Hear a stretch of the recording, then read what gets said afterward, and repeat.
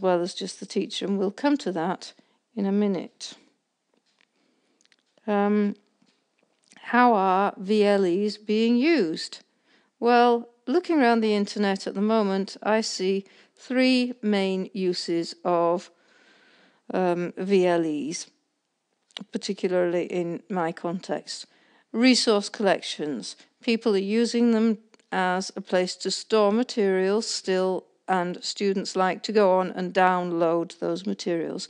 Notice boards, to give information and also to swap information. This is very common with wikis, and it's often a very useful way of networking on sites like Facebook or Ning. People network and swap ideas.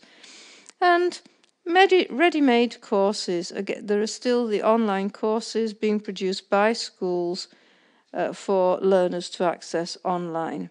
However, these things are still very much, in my opinion, connected to tradition. It's the teacher providing the material and the learner following the material without a lot of input really from the learner. And this, now perhaps it's time to look a little bit more at what people are saying. There are a lot of people writing about e-learning, about VLEs, lots of very useful work being done by people like the Consultants E in Barcelona or the web heads, who are very good at sharing information, swapping lessons, very useful site to go to, very helpful people. Two people who are writing that I want to think about now.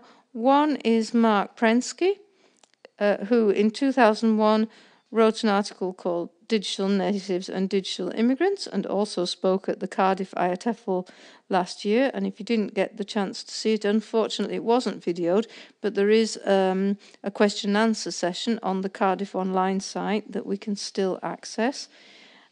He talks about digital natives and digital immigrants. Digital natives are children who are growing up with all these different technology things like mobile phones, video games, who are multitasking at the same time, watching TV and doing their homework. Digital immigrants are those like me who are using technology but didn't grow up with it. And I suspect that most of the people who prepare or provide these courses are digital immigrants. So they're not really thinking in the same way as the digital natives. However, a lot of our students are also digital immigrants, so that needs to be borne in mind as well. In the university, I find that many of my students are immigrants. They're not digital natives yet. That'll come. Anyway, this is a place to access his writing. Recently I read an interesting article by Miranda Hamilton called Messing About with Moodle in the Modern English Teacher, January 2010, and she talks about a techie wish list. And my wish list would be to change my space into this.